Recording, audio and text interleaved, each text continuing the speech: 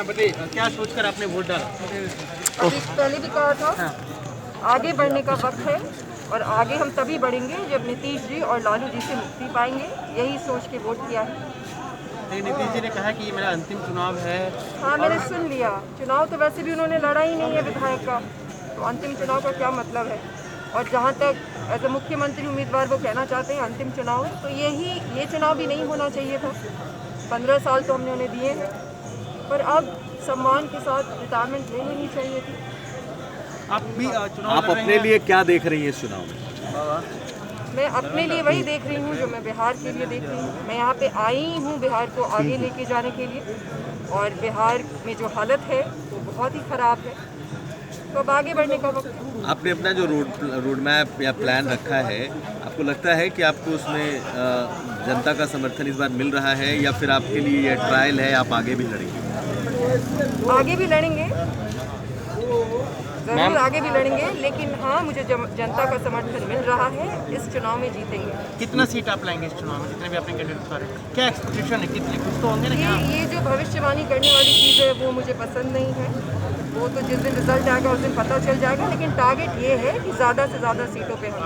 आपने भविष्यवाणी तो कर दी थी मुख्यमंत्री का, एक वक्त तक आपने भविष्यवाणी ही तो की थी ना अपने आप को लेकर कि आप मुख्यमंत्री होंगे। नहीं, मैंने ये नहीं कहा था कि मैं मुख्यमंत्री। आपने डिक्लेयर तो किया था ना अपने आप को एज ए मुख्यमंत्री कैंडिडेट। थोड़ा आराम से भी बात कर सकते हैं, पढ़े लिखे लोगों के जैसे भी बात कर सकते हैं। बिल्कुल वही लिखे जैसे बात है, तो वही तो मैं बोल रहा हूँ आपसे कि आपने अपने आप को मुख्यमंत्री कैंडिडेट डिक्लेयर किया था। कैंडिडेट डिक्लेयर करना एक वो भी तो भविष्यवाणी ही हुआ ना। नहीं, वो भविष्यवाणी नहीं होती है।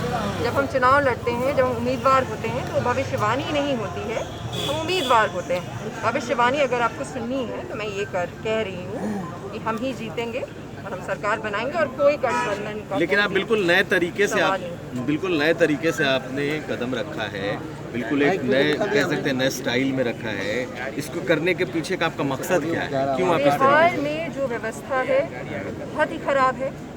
राजनीति का स्तर जो है बहुत ही गिर गया है। यहाँ पे राजनीति और चुनाव सिर्फ दो चीज़ों के दम पे होती है। एक तो बहुत ज़्यादा पैसा जो ये 5 साल में वहाँ पे बैठ के कमाते हैं, वो पैसा सबको पता है, बांटा जाता है और जो भी होता है वी आर ऑल अवेयर, सबको पता है। और दूसरा, लोगों को लड़ा के, अलग अलग समुदाय के लोगों को लड़ा के लोगों को पिछड़ा रखते हैं।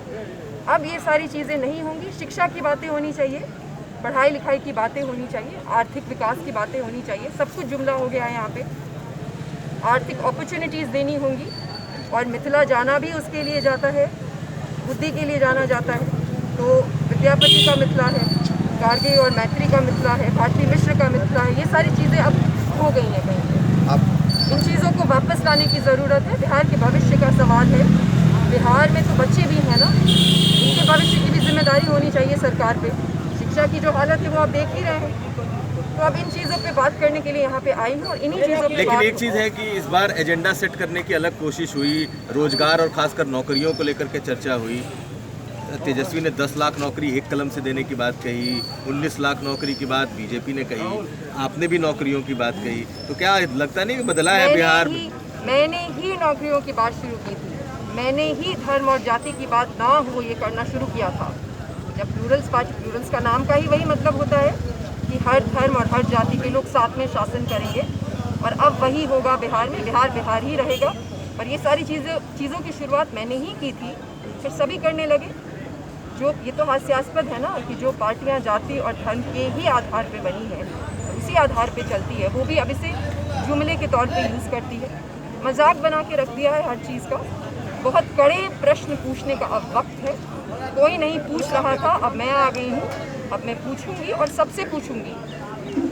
जितने भी लोग हैं, जितने भी स्तंभ हैं डेमोक्रेसी के, अब सबसे कड़े प्रश्न पूछे जाएंगे और सब जवाब देने की तैयारी करें। आपके पिताजी ने कहा कि जैसे अरविंद केजरीवाल ने दिल्ली में किया था परिवर्तन, वैसा परिवर्तन आप करेंगे। आपको लगता है कि बिहार और दिल्ली में जो वोटर हैं उनके बीच में इस तरीके की भावना है जिस तरीके की दिल्ली में थी? क्या आपको लगता है कि ऐसा परिवर्तन संभव है? बिहार के लोग बहुत ही होशियार हैं। हम मानते हैं, मैं मानती हूँ कि जानबूझकर हमें पिछड़ा रखा गया है। हमारी शिक्षा की कोई भी अच्छी व्यवस्था नहीं है यहाँ पे। बच्चों में सरकारी स्कूलों की हालत आपको पता ही है। 20वीं से मैं चुनाव लड़ रही हूँ, ये पता होगा आपको। 20वीं में भी मुझे लोगों का वही एक मापदंड रखते हैं अभी इस पूरे कॉन्वर्सेशन का, तो वहाँ पे भी जो भी सभी लोग हैं, अलग अलग लोग हैं, हेट्रोजेनिटी है, ये भी पता होगा, हमारे यहाँ हेट्रोजेनिटी है और वो हमारा सबसे बड़ा स्ट्रेंथ है।